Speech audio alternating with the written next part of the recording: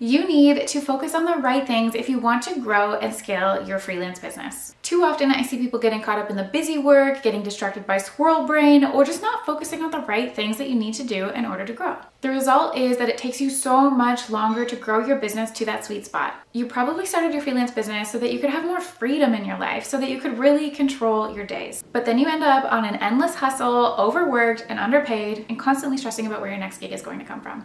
Let's stop that cycle here. This video is going to walk you through the 3 pillars that are absolutely required if you want to grow and scale your freelance business. And you could try skipping these, but it's definitely not going to work as well or as fast as if you follow these pillars. And from my experience, this is how you find that sweet spot in your business. Hey, I'm Jill Wise. I'm a conversion copywriter, brand and marketing strategist, and business coach. And through both my Done For You studio and education platform, I've worked with, coached, and taught literally hundreds of entrepreneurs just like you how to make good money online. Part of that includes coaching other freelancers, marketers, and copywriters inside my mastermind group. And in that community, we dig into things like optimizing offers to make sure that you're maximizing your personal capacity, all with the goal of growing and scaling your business with the work-life integration that you want. This video is going to give you a taste of what it is like inside my mastermind group because these pillars guide everything that we do in the community. And if you stick around to the end of this video, I'm going to show you where you can continue to learn for totally free how to better prioritize work-life integration and what the possibilities are if you focus on the right things and grow your business to that sweet spot.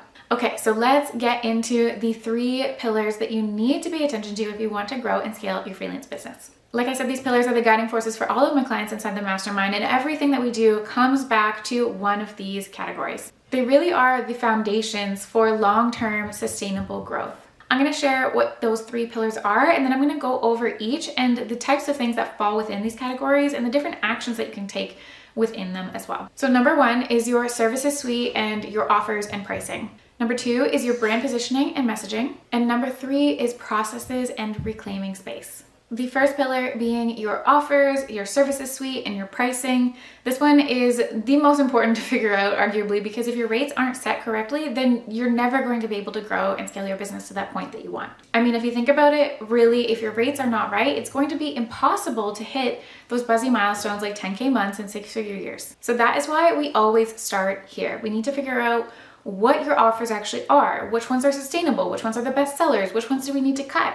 It also is where we figure out which ones are the most exciting to you and which ones maybe you don't need to have right now. Then we get clear on what is included in those. How can we maximize this offer and how can we optimize it so people will pay good money to have you help them? Ultimately, we want to create fair, results-based pricing so that you know not only your value, but your clients see your value and it just makes sense for everybody. Because we are not in the business of just charging rates that are high arbitrarily. We need to make sure that they are validated and that your business has integrity. So this is a very strategic pillar. It takes a lot of work. We dedicate a lot of time to it. And these are just things that you can focus on your own as well. And then once you know what your offers are and your rates and all those kind of things, then you can start to think about what your capacity is.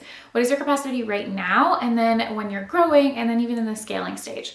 What does that transition look like? This often takes some trial and error, but when you have guidance and support and like other people around you with their own experiences to share, then that accelerates the messy middle bit and we can get to clear capacity a lot faster. Next, after your offers are all set and you are selling things, then we switch to focus on your brand positioning and messaging. Now, I always teach focusing on this next because you need to elevate your brand positioning and messaging to align with those offers and potentially higher rates that you just set. There is a difference between selling 1 to 2K projects and 8 to 15K projects, and your messaging needs to show that difference. So things that we do and focus on inside this pillar are getting really clear on your brand voice and personality and your value proposition, what makes you unique, your sales pipeline, how can we refine it, how can we make it super easy for clients that are ideal clients for you to say yes. We also want to start repelling those people who aren't a good fit. We want to weed out any of the not so great clients or just people who don't align with where you're growing. Basically, in this part, we want to set everything up so that it becomes super easy for you and your only job is to fill the top of your pipeline. Okay, so at this point, your offers are clear. Your pricing is going to actually allow you to hit the revenue goals that you have. Your brand positioning and messaging commands those higher rates. You're bringing in clients at these rates.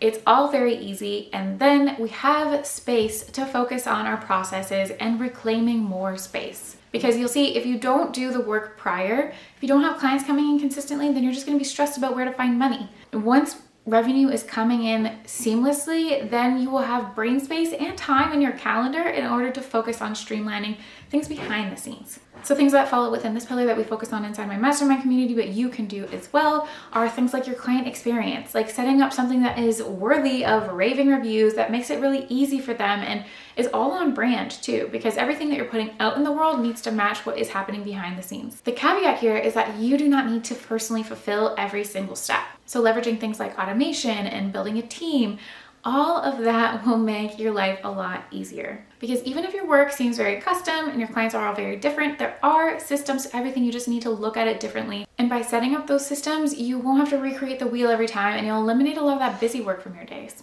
Basically, you want to start removing all of the details that are just floating around in your brain from your brain, get them on paper, and make it so that a robot or someone else can do that for you. And then that way you can focus on doing the work that you love, whatever that is for you, whatever falls within your job description, and also getting more clients and the bigger CEO growth related things for your business. Or maybe it's just working less, because all of us have lives that we want to live, and I think that life is more important when it's away from your desk. So that's what the big goal is here. With my clients inside the mastermind, we also look at ways that we can continue to improve. So maybe we're setting up something that works for now, but we also have a plan of how that can change down the road, because business is going to constantly be growing and evolving, and you need to continue to refine and optimize through those stages of growth.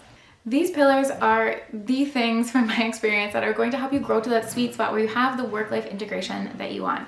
For me, that is working only about 15 hours each week, but still running a thriving 6-figure business, because it's super important to me to be able to live life with my family and hang out with my baby most of the time, who you might hear playing in the background because he's got playtime while his dad is making lunch for everyone.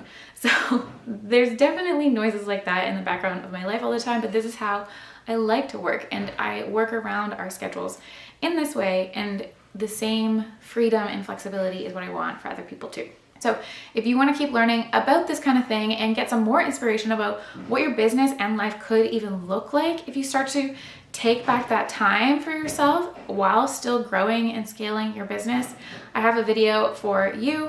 I'm going to leave it linked here as well. And this video walks you through what my business and life is like right now, like what things actually look like in the day-to-day, so you can see the possibilities and maybe get some ideas of things that you can implement right away in your own business too, to start reclaiming that space and getting that work-life integration that you want. As always, let me know if you have any questions. You can leave them in the comments below, anything to do with the pillars, or if you just want some clarity, leave them there. And of course, thank you so much for hanging out and watching.